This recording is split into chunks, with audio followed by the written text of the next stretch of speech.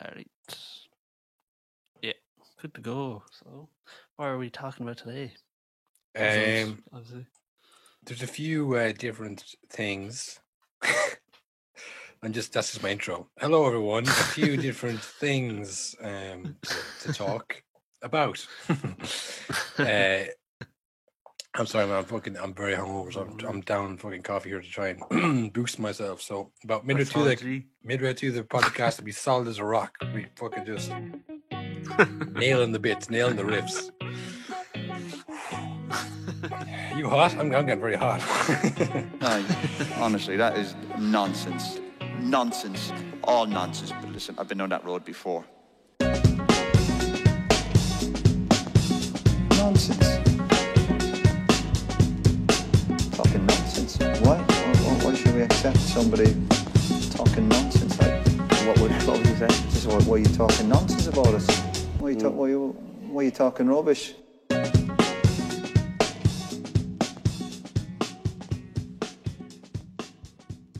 Hello, everybody, and welcome to a No Nonsense podcast with your hosts, Cathal and Will. We here, Bank Holiday Monday, back in your ears. Are you off today, Will? Are you working away? No, I'm off. The deliveries where I work are stuck thanks to Brexit once again. So nice. Very rare I work now. Between cloud, between the pandemic and European crisis, is not much work for Will. We're just I will, full disclosure, I think I owe that to the fans. A little bit feeling a bit sick. A little bit of a not COVID, I don't think. I think it's probably a mixture of the alcohol and the Kinder Bueno cheesecake from Easter Sunday. Had one or two many slices of that, and another one or two many slices this morning. So I'm not feeling at the peak of my powers. I'm playing injured right now. I'm playing on extra time. The last 50 minutes in the Champions League final. You've got the yellow exclamation mark beside your name on fantasy. I'm 75%. We don't know how long he's going to last, but he's going to give it a go. No, we our last episode was the international, and we were right back into Premier League and club action this week. Some weird results. It seemed like the players that weren't on internationals getting a break really made a bit of a difference.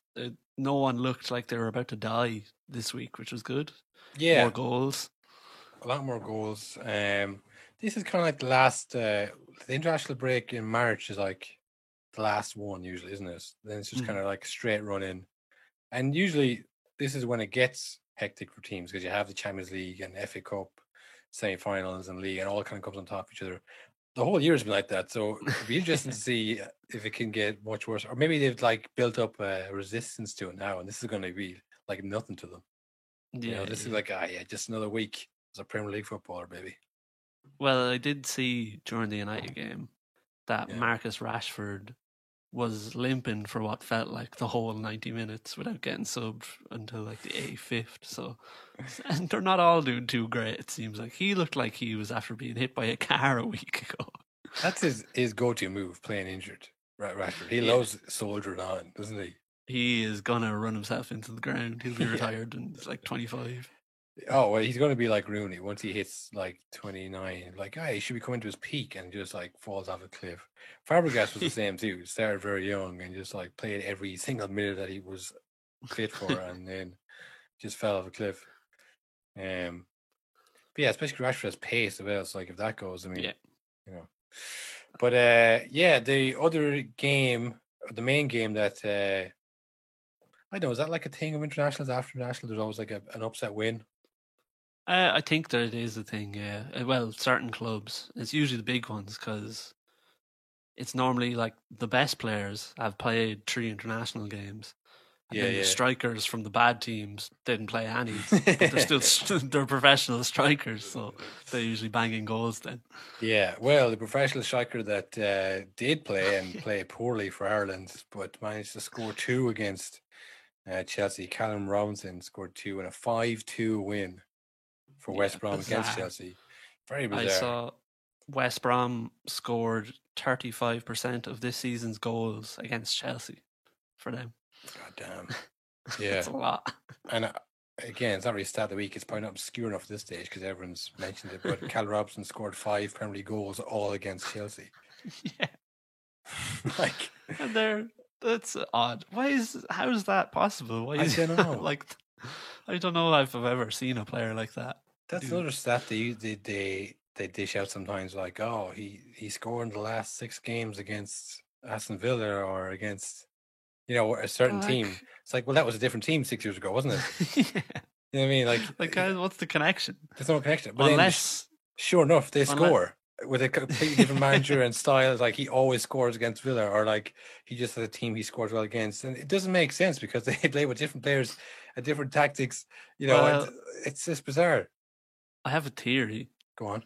That maybe the players before they leave pass on their haunting memories. They're like, be warned when you play West Brom, and it goes from generation to generation. That's the only reason. So you think after the game, Tuchel was like, "Who was that guy? Who was that? that blur?" And like, "Oh, that was him, El Diablo." I don't know why he scored, but he scored 2 savage goals. It wasn't like 2 tap-ins or 2 kind of like the goal he scored against the first goal he scored was kind of come across and just kind of side for the top corner. It's like never seen him do that. And then the whole week we're like, look, we just have bad players playing for us. They don't have the technical ability or indeed talent to pull off high-level moves. It's if only Patrick Bamford could just give up all of everything he believes in to kick a ball for us, then we'd be better. Yeah. While Robinson is probably doing Rabonas and training and stuff. And the second goal was like a deft stink over the goalkeeper from close range. It was like a really competent finish. It's like, oh, well, like maybe we're just shite. Maybe like, yeah. Because it's not the individual players. Like maybe it's like obviously it's easier playing with West Brom every week. Even if you're bad, you're still getting to know what the runs. Whereas like playing for Ireland, you come up, "Hi, I'm Callum. What's your name?" "I'm Daryl Knight. I play for Derby." "Oh, nice to meet you." Like if you don't know how they play and you're just like total strangers, it's hard to kind of. But he can finish. The point is that he's a striker who can finish. When he looked against Ireland, there's like, no, we didn't create many chances, but like, you just kind of got this sense like these are bad players. But I guess they're not. It's just. I mean, look, we had a whole podcast with Aaron last week and we didn't want to talk about then, so let's not fucking delve any deeper into why is this happening? We did no extra research. There's no need to talk more. To ask more questions to ourselves and give no answers to the listener. But yeah, hey, look, happy for Callum Robinson, good to see him scoring, definitely. Pereira, I think, was it Pereira scored 2 goals for them as well? I think so, yeah. And then their new signing, wasn't it? Mbappe, Ndiaye, something like that. We talked about him in the hidden episode, I think. Yeah, on the secret episode, the one that shall never be heard. And then that fraud Mason Mount got a tap in. Bet Lampard loved it. Was licking it up at home. Well, speaking of that, I heard a rumor that said Mason Mount doesn't try very hard in training, and he thinks he's better than he is. That's from Harry Kane. Pause the podcast there. This is stage 2 where we spread rumors about the English side, and we've hyped them up last week. This week we spread rumors. So just I also heard Declan Rice said that Luke Shaw isn't actually 6 foot. He's lying on his stats. He's actually 5'7". You know the way, this is something I heard. You know the way Declan Rice is out for 6 weeks? Yeah. Pregnant. He's pregnant. Yeah. Yeah. He's a slow.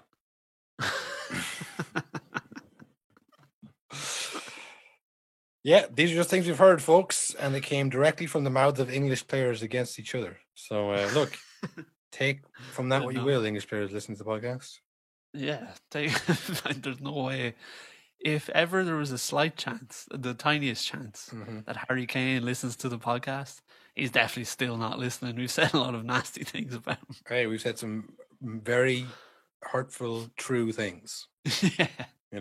Much like how he hurts other people. Much like how he takes players out in the air intentionally to hurt them. We maybe have hurt your feelings, and that's life, Sometimes it comes back at you.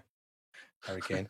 Well, speaking of Kane, while we're at it, let's have a go at Spurs again because they really fucking. I mean, to fair to Kane, he's great. He's playing the part of striker who's too good for the club beautifully, perfectly these days. Just doing it on his own, in vainly, and then drawing. What did they do if he leaves? Like, they drew 2-2 with Newcastle. Again, the Newcastle side that can't defend or score. They managed to. They had like 21 shots apparently. Yeah. Missing his best friend's son and chief assist getter. He still managed to score anyways. He could have scored more. But again, like I said, that's perfect because it's like I can't do it on my own. You know, I can't bring this club out of here on my own. So they dropped 2 points there in their hunt for top 4. But at least they have Mourinho out there to try and steady the ship and assure them that they're still in it. Did you see what he said? The old quote of Jose, it used to be your whole thing was like, oh yeah, we should play the clip here. Yeah, yeah, I'll play it here. The teams that we've seen with you managed, holding on to a scoreline, holding on to a lead, is what you're so good at doing. Same coach, different players. How do you get the best out of those players then, if it is, as you say, same coach, different players? Don't want to say much more. Same coach, different players. I mean, same coach, different players. Like, I don't get it because, like, he does this coach every time. Why do people keep hiring him? I just like Pep is kind of similar. Like, he has a kind of a mindset and a way he talks to people and treats people, and he's very like tactical, and it's all about the system, and it's short, sharp passes, and you do it my way or get out. Yeah. And he's had his instance with Ibrahimovic and Eto'o at Barcelona, and David Villa as well a bit, I think. Yeah. But like generally pretty successful at Barcelona. I think you would say all in all pretty good. Yeah, not bad. Bayern Munich as well. I mean, he didn't win the Champions League, so I guess he fell short, but still a pretty successful time. He wasn't a flop. No. And then City as well. A renowned success, I would say. Their best ever manager, definitely. So he keeps doing the way he's doing because it hasn't blown up in his face. But Mourinho, like, how many clubs has he been chased out of now? Yeah.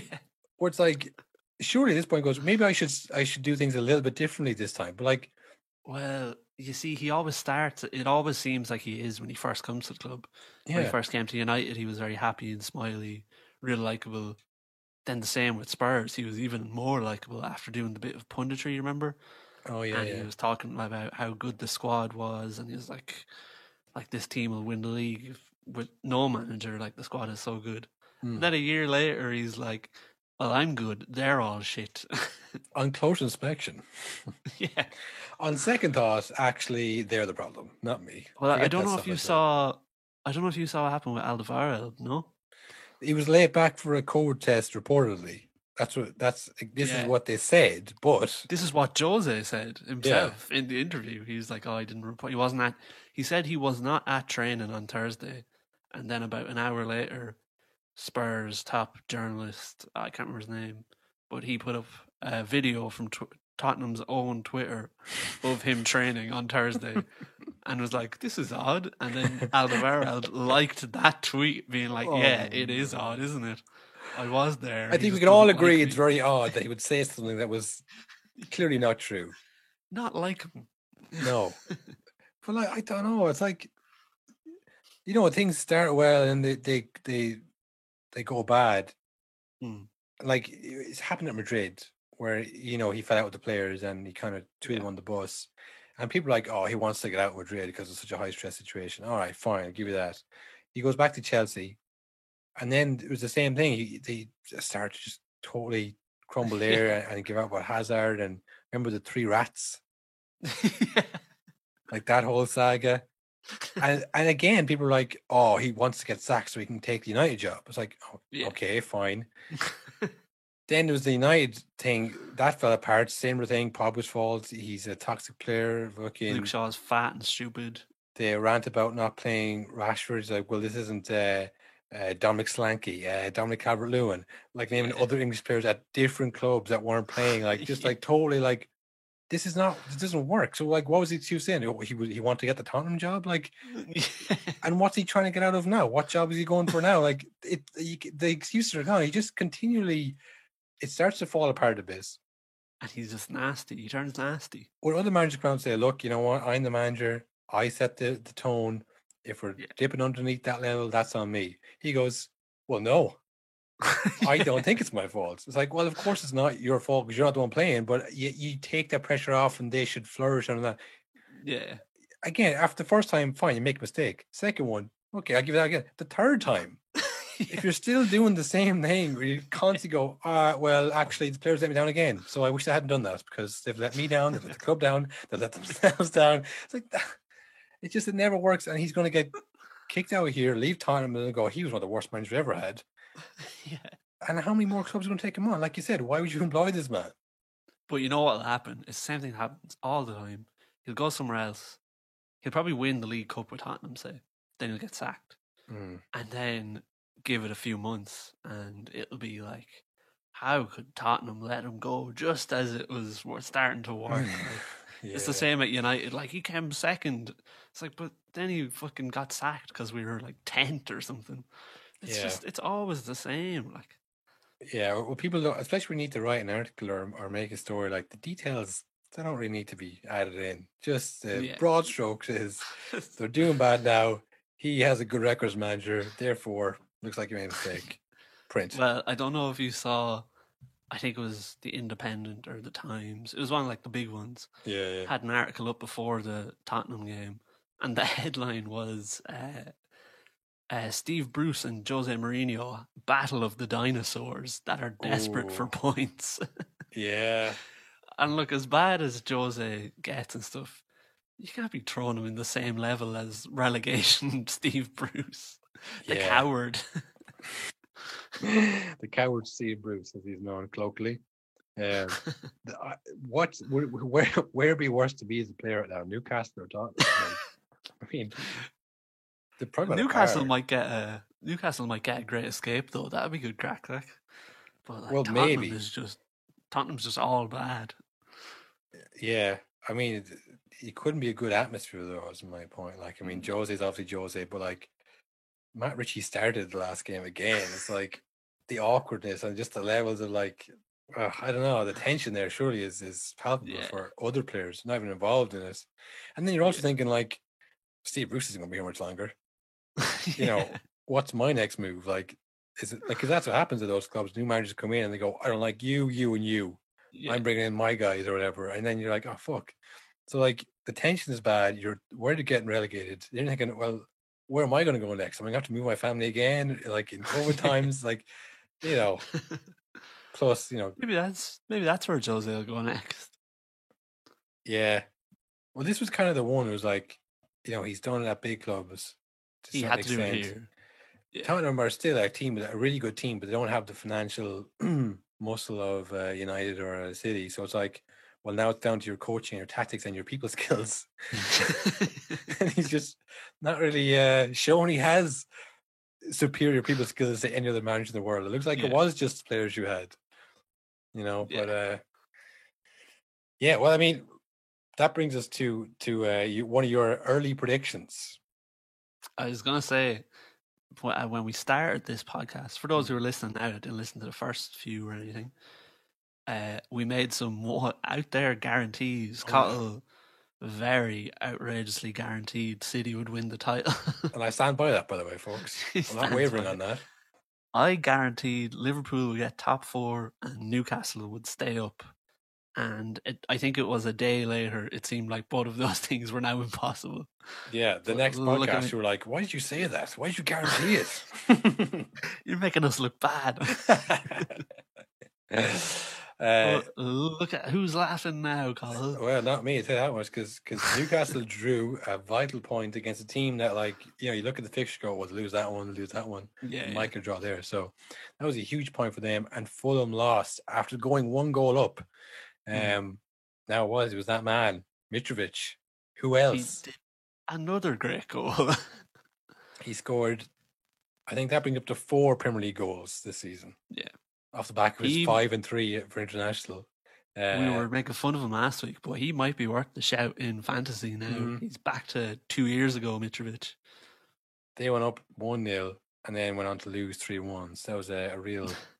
And again, with the fixtures they have coming up, that was one you thought that could be a draw or even possibly win for them. So that's a tough 3 points dropped for Fulham. They're now 4 points behind Newcastle, I think, or 3 points behind. So, it's getting wider.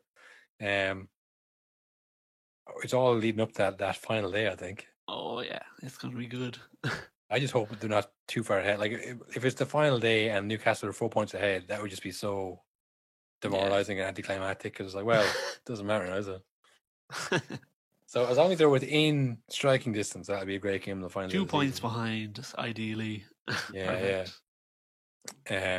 Or 3 points behind, it comes down to goal difference. So they have to be scoring goals. That would be class. Yeah. Yeah, so and then the other prediction, Liverpool. Liverpool getting top 4. They looked excellent. Out of nowhere, they look like they're right back in that race, the top 4. It really seemed like after weeks of being like, "Whoa, will they even finish 8?"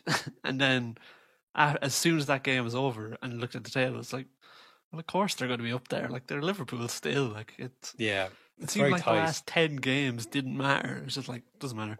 They're still going to win loads. Like, yeah, they beat the hapless Gunners in the Emirates, which they don't usually do. Liverpool, they usually kind of draw or lose in the Emirates. So I know there's no home crowd, but like that's not really the factor. It's more just kind of like a psychological thing, surely. Yeah, I know, but Arsenal didn't look like. Oh, they just look so bad. They look so looked awful. Like I said, the word hapless, and like, you know, it's kind of like a cliche, but they really were. Like, that's a good word to describe. They were totally outclassed midfield. They had Fabinho back, Liverpool. Yeah. But, you know, they're still missing Henderson. They're still missing Van Dijk all year. Mane, Firmino are not in the form they were the last couple of seasons. Like, it wasn't like a full-strength Liverpool side by any stretch of imagination.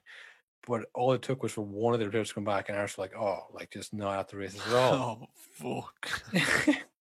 Like, I mean, who was in the middle? It was like Fabinho, Milner, and I think it was even Ronaldo. I think Ronaldo came on maybe, but it was Arsenal were missing Xhaka. Which, I mean, if you're going to say, oh, well, we were missing Xhaka, it's like, well, you know, what would he have done besides get booked? Really? Yeah, do a lot of shouting. Yeah, Gene focus on whatever. But like, you could say we're missing Saka and Smith Rowe. But like, if you're pinning your hopes on 2 teenagers. Like if we don't have those 2 players, like there's no chance. It's like, well, then there is no chance because like you shouldn't be relying on them to win you big games. Like Salah scored. Aubameyang is. We joked a few weeks ago. He is finished. He does not care. He's checked out. Yeah, As soon as he signed the contract, and then a few weeks later he's benched. He's like, "Oh, fuck this then." Like now I'm stuck here, and they don't even want me here.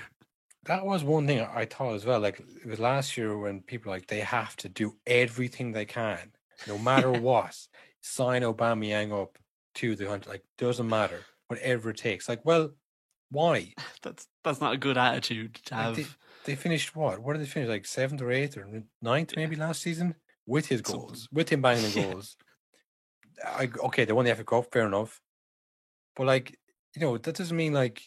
Sign him up and you'll win the league next year. It was like sign him up and you'll be the same. Like if he was even banging the goals here, it would be a similar situation because the rest of the team is still lacking things. Like he just another player. They've done that loads of times. They've done it with like Rosicky. They've done it with loads of players who were like 29, 30, who just couldn't believe their luck that they're getting a contract that size at that stage of their career, and then nothing afterwards. Just did nothing afterwards, and he's. Like I say, he looks checked out now, but sure, he's made his money.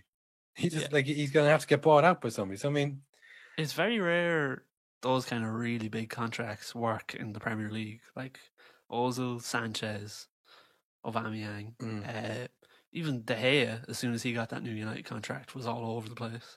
Oh, once Rooney signed for £300 a week, he was on his productivity as a striker. It's just like that's what you're working towards. So when you get it, you're just like, oh, now they can't get rid of me. I guess now they can't get rid of me. I'm like, I remember thinking at the time, they have to sign Aubameyang up. I thought, I don't see why they have to.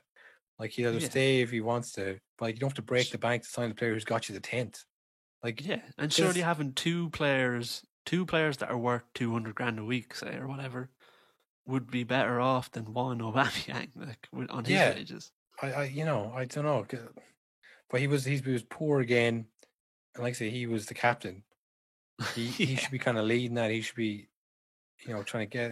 I don't know. I don't know what the fuck I expect him to do. Maybe just score some goals because that's all he ever did. And he's not doing that. So I mean, yeah, it was really, really disappointing. I can't see this whole Arteta project. I know people keep saying, "Oh, but he's bringing through young players, and it's starting to feel like they're turning around." But like, I've seen it before. I've seen better Arsenal teams with more promising young players, with better current players that achieves nothing.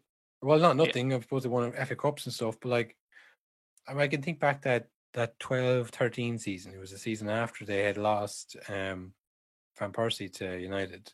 Yeah. I say lost. They sold him. He gave him away for a reasonable price. And I think they went on like a 10-game unbeaten run to secure top 4 and finish ahead of Tottenham. And that to me, like, maybe it happened before, maybe more bigger Arsenal fans can correct me, but like that feels like the first time it was like a significant lowering expectations. It was like, this is a good season.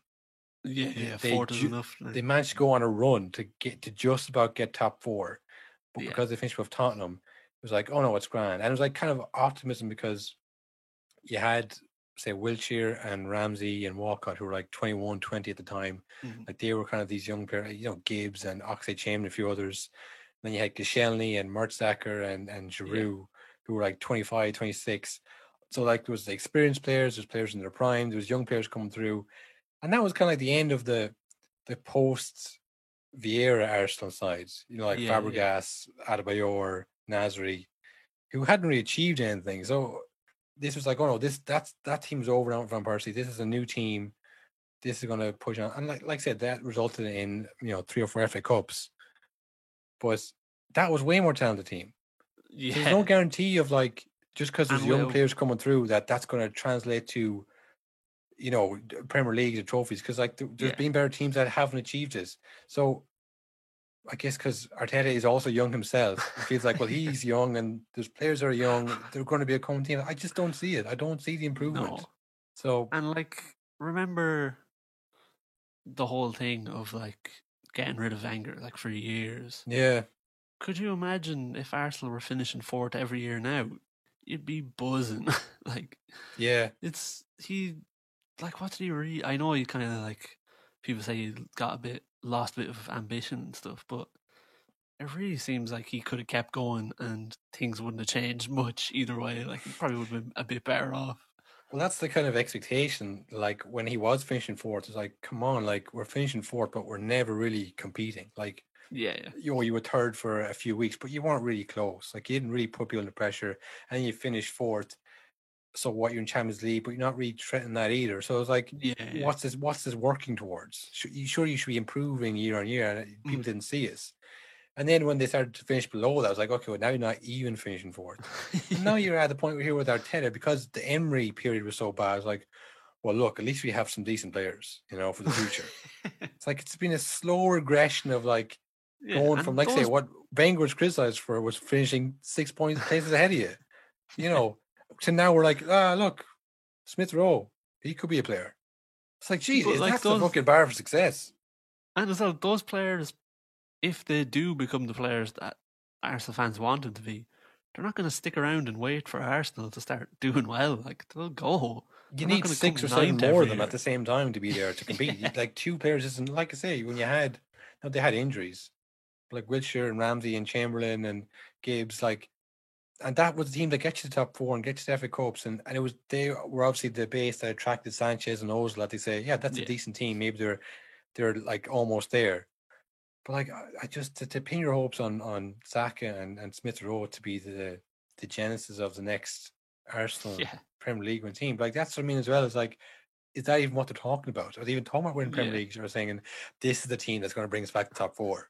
Like, if that's Yeah. where it's lowered to, it's like, well, why would I be excited about Arteta? Why would I? Yeah.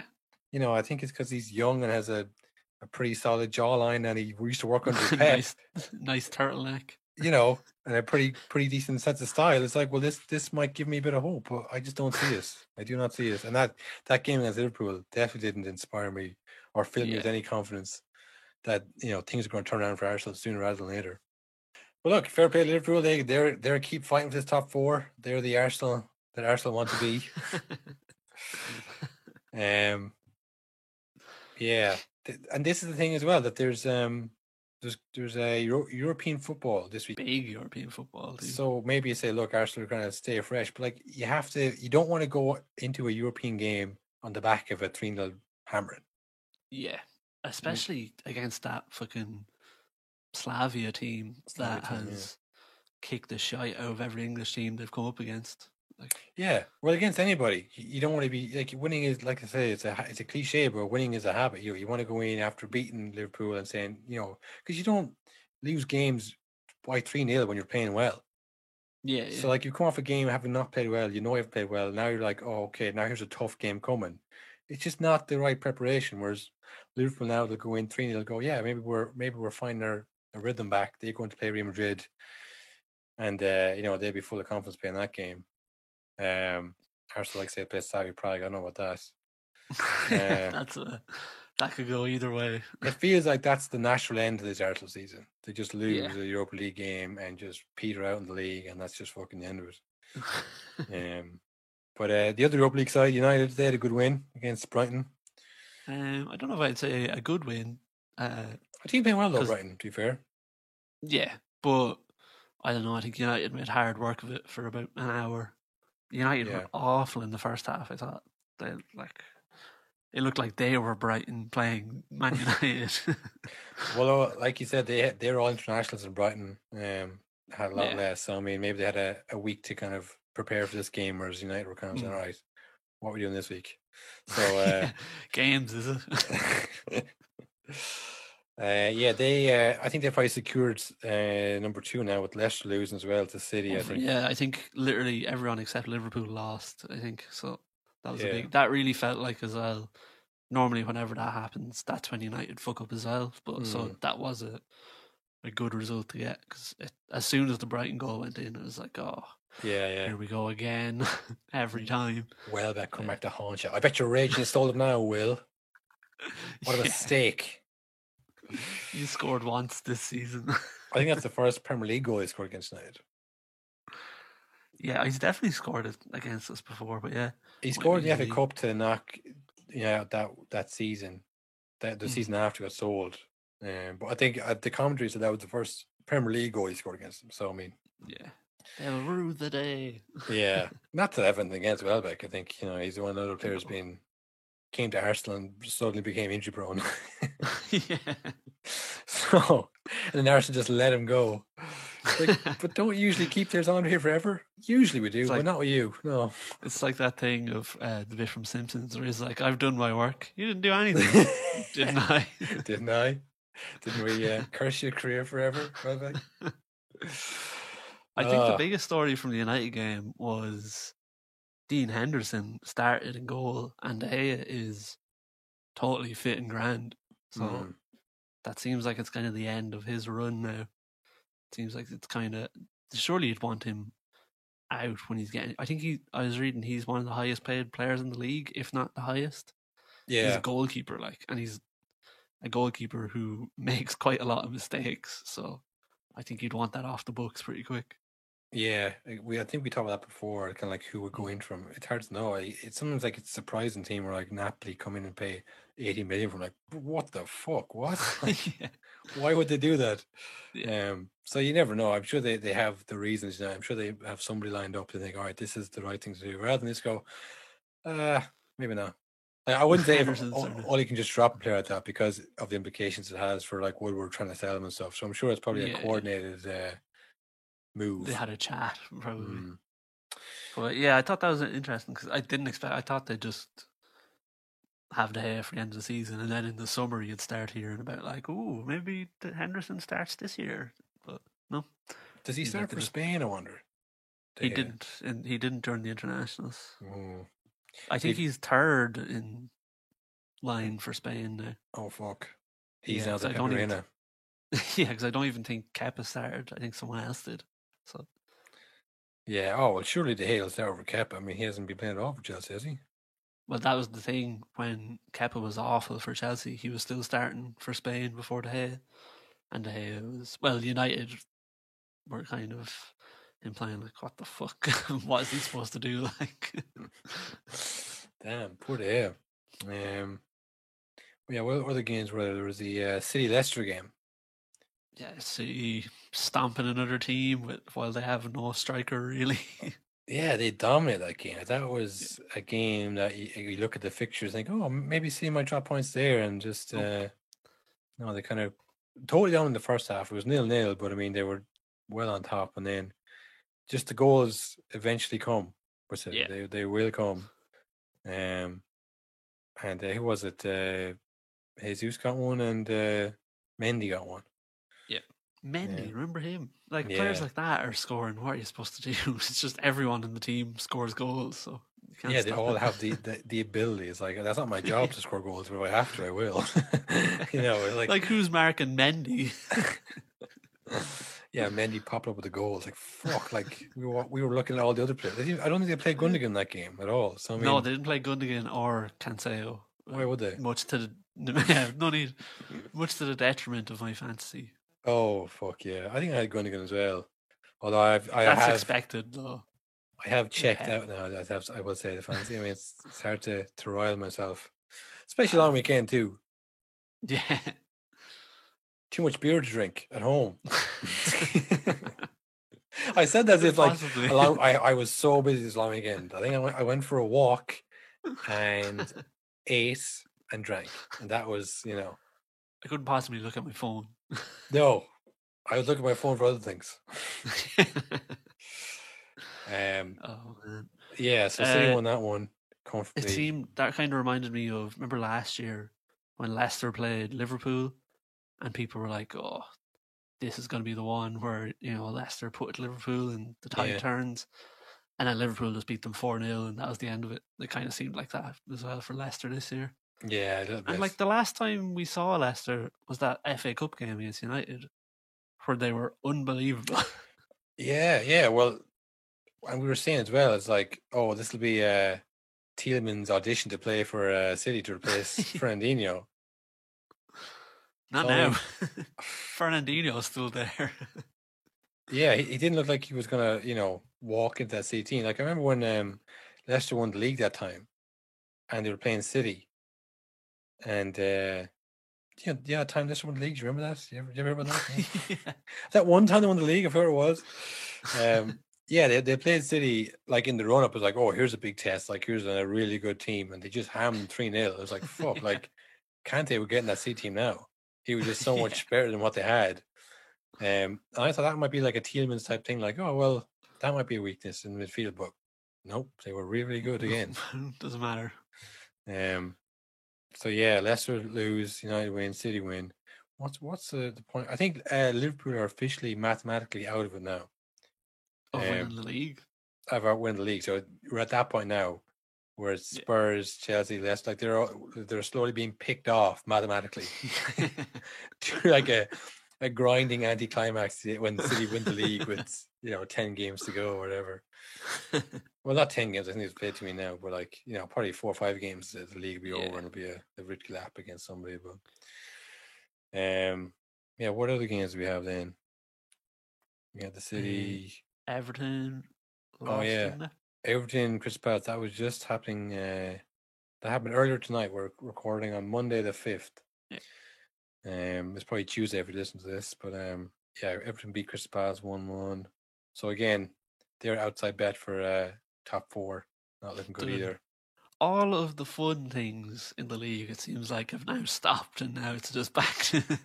They're wrapping it up for us. They're saying, all right, nothing to see here, boys. Nothing to see here. Like, remember the start of the season when people were like, maybe this is Everton's year. Yeah, Everton on top, Spurs. There was 6 different teams. Like, I don't think that's ever Yeah. happened. Not that I can remember, anyways.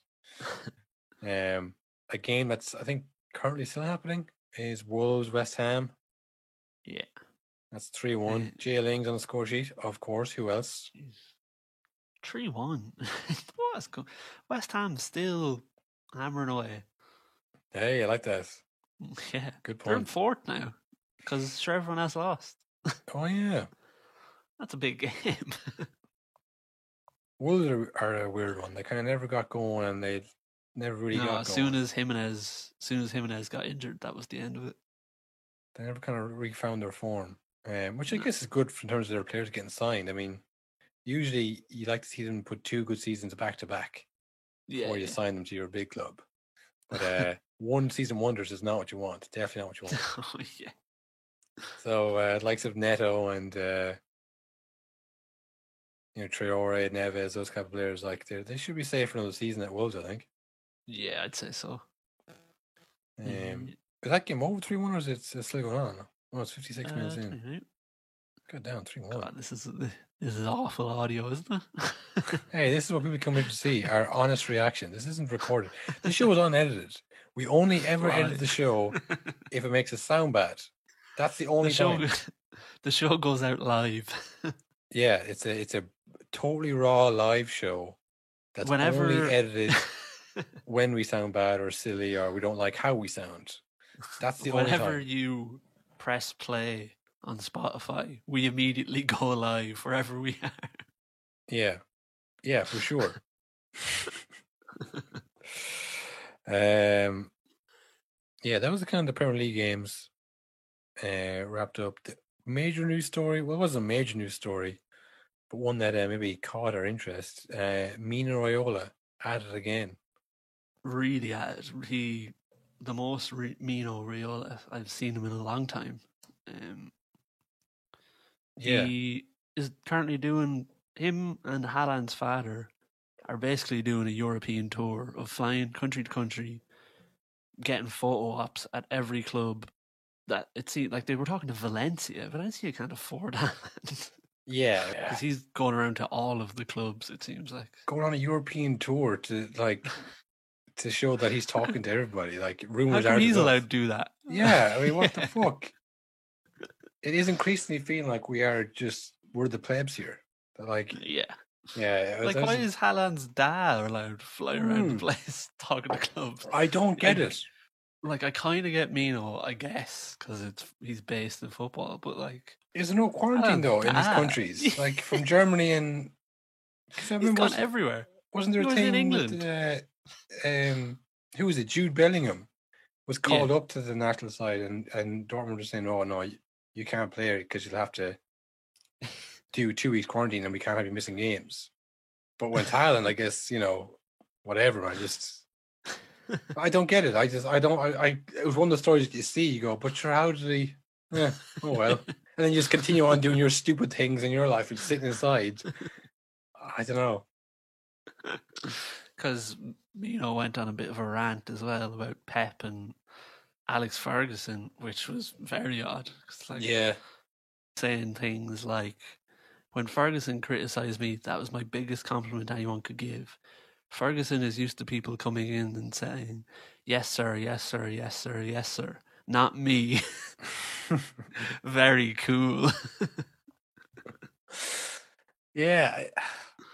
And for anyone who doesn't know, that this is a recent quote. He's not talking about Alex Ferguson this is like 10 years ago. This week he's talking about Alex Ferguson. Because people were like, he was interviewed, which again, why is a fucking agent being interviewed rather than the football player? Like, who gives a shit? Yeah. Like, why would I want to listen to the professional liar? Well, his motives are very obvious. That's the thing. It's like he's trying to get a big move for his player because he gets a percentage of the transfer. So whatever he says, that's his motive. So it's easy to work out where the lie is or where the exaggeration is. So it's kind of boring. It's just kind of like, why pay any heed to him? But I guess it fills column inches or clicks or whatever you want to say. So he's called Pep a coward, a dog. He had quite the week. I think called him a priest. Closed the book. A priest? That's an odd one. Isn't he? I think it was that do as I say and as I do. You know what priests Oh, are. I see. Yeah. Yeah. Yeah, he's a weird one. He's like he's a kind of a cartoon character of himself at this point. A caricature is the word I was looking for. You know what's Caricature of quite himself. irritating as well is obviously Pogba still plays for United, Yeah. but like here's a quote from Mino this week. I don't give a fuck if I never do another player with Manchester United. I'm not in their hands. I'm independent. What about the player that's with us now? Surely the other players in the team are going to be looking at that and being like, "What the fuck? Tell your agent to shut up, man." Yeah. I don't know, man. He's a strange one, but like I say, I just it's so boring because it's it's so unfair that he just gets to do what the fuck he wants, basically. But then, particularly now when you can't seem to do anything that you like to do, and then he's also still doing that same shtick, just coming around to like pretending to meet with clubs that's going to sign his player, and then people are reporting like, "Oh, Haaland's in Barcelona." Like, he's not going to Barcelona. Like, he's going to someone that can afford it, or $500 million in debt. Like, the same papers that have spent months being like, "Will Barca go broke?" and then they're like, "Haaland to Barca." Yeah. Fuck. What else was there, Will? What else do we have? Not much else. Guztep, I suppose, our beloved. Yeah. Who also had quite the dull week. We'll get on to them, I suppose, as well. Yeah, we do have Champions League this week too. That's true. Big game. We'll be giving you some coverage of that on probably Friday. Good games though. Some good games coming up. Big ones. Liverpool, Real Madrid on Tuesday, I think. Tomorrow. I'm gonna put you in the hot seat. Who's winning? That's what I'm gonna do. I'm gonna make predictions right now, live on air. As you're listening to this live, this is a live prediction. As we go live from wherever we are while you're listening. I'm going to look up the fixtures. I'm going to call as I see it. Shoot straight from the hip, as we always do. That's what we do. That's not even news. That's not even news. I'm not even saying that. Tomorrow predictions. This evening, Tuesday, as you're listening to this, Real Madrid, Liverpool, Man City, Dortmund, and then Bayern, PSG, and Porto, Chelsea on Wednesday. So there's no bad games there, which I think is the stage we're at now. Quarterfinals, there's no bad games. Liverpool, Real Madrid. I think Real Madrid for that one. They're going quite well. Legs? Over both legs. Over both legs. Oh well, I can't see in the future. You can just see this week. Wednesday. Oh, that's to be fair. It's next week. I was like, I could probably call 2 legs. Fuck. Yeah, 14th of April is next week, isn't it? Yeah. Yeah. So it's week on week now. Good. Yeah. I think Real Madrid have been going really well, and Benzema has been banging in goals for I think that 10 and 11 or something like that, or 11 and 10, some ridiculous scoring ratio. But they've been going. Well, they haven't gone well. They've played well against Arsenal, which doesn't really tell you much.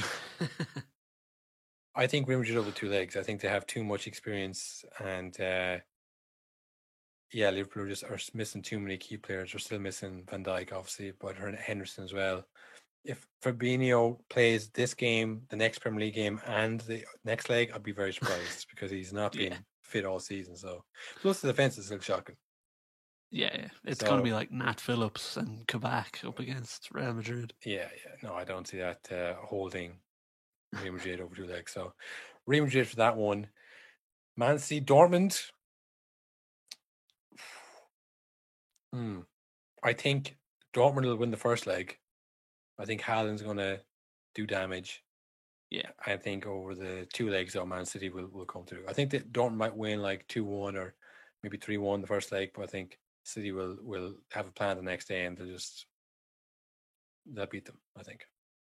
This feels like one of the games where Haaland will maybe do nothing, and it'll be the one that's held against him on Twitter for the next 5 years. Do you know, those kind of things where it's like, well, he couldn't do it against City.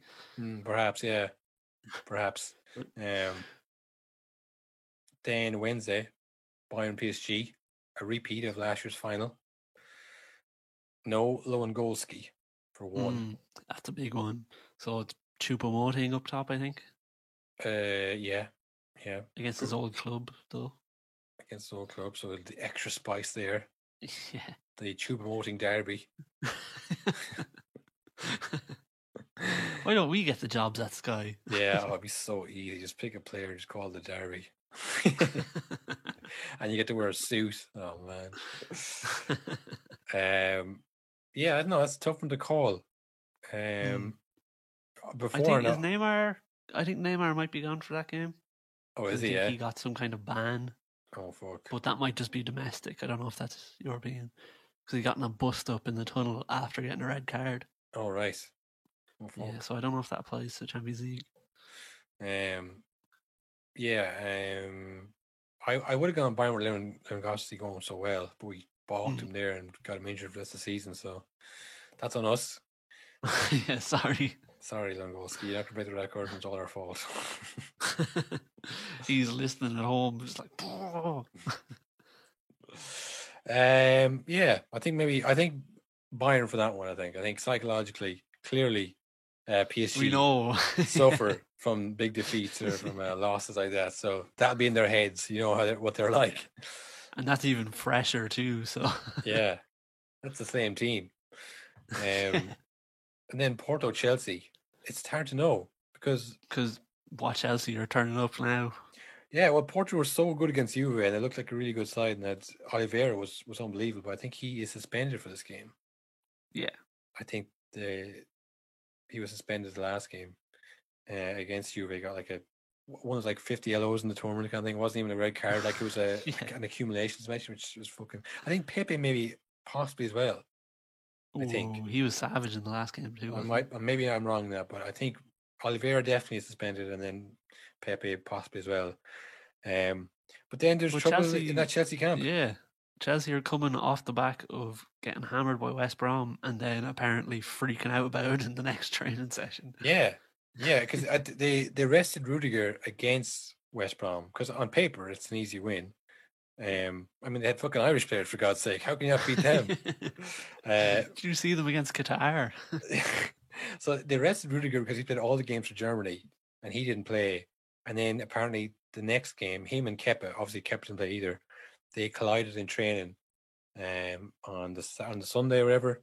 And there was verbals and there was like pushing and shoving and kind of just general handbags. Rudiger was said to cool your jets.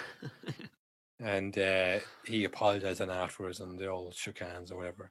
But then apparently Reece James and Azpilicueta, I guess the right back, young versus old, generations collide. Never before, never again.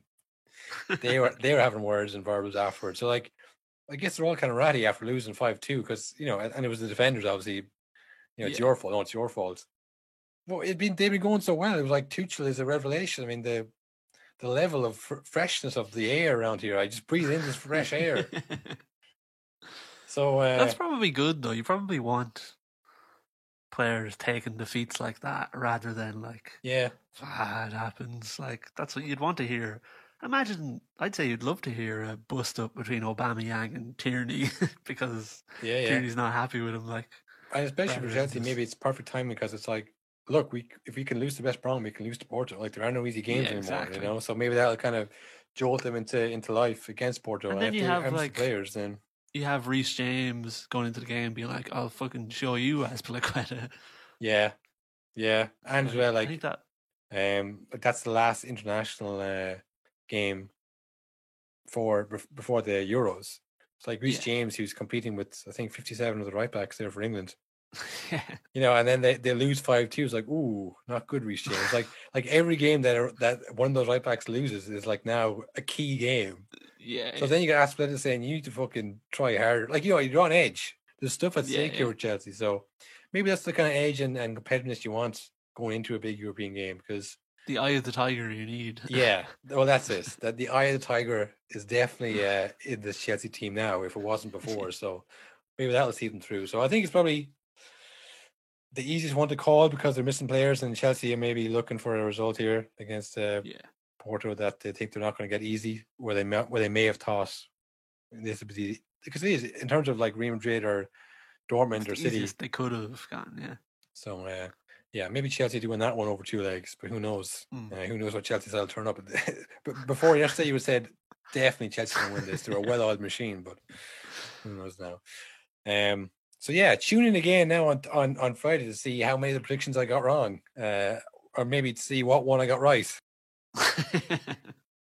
But yeah, that probably brings us to my favorite segments. And it's not biased because I come up with Everyone's segments, favorite. but I think everyone's favorite segment. Bandwagon Wheel.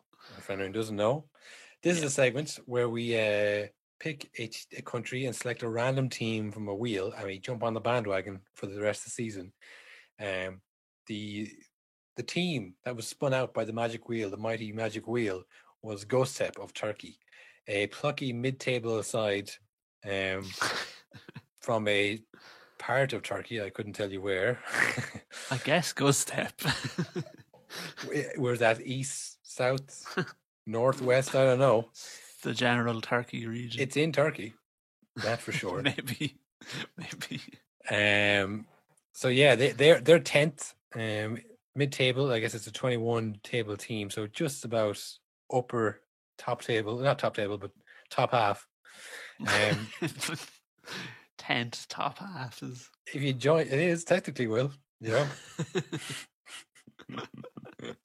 Look, as a Göztepe fan, you have to appreciate the little things. These are the things you have to latch on to after a few relegations in a row. There, we know what's a good result and what's not. And this week, not a good result. It was a 1-1 draw to Gazipaspor, who were 18th, currently in relegation. There's 4 teams get relegated from the Turkish league, if you didn't know. And after going on a 5-game unbeaten run, we've now gone on a run of 5 games where we've only won a single game in that 5-game streak. And one that was a 5-3 loss. So, not going well for Göztepe at the moment. Earlier on the season, we were maybe an outside bet for Europa League. Not looking likely now, Will. It does not look like it. Well, where do you sit on the Karaman fence? Do you want him in still or out? Or? Well, look, I'd say give him the end of the season. He's only coming in January.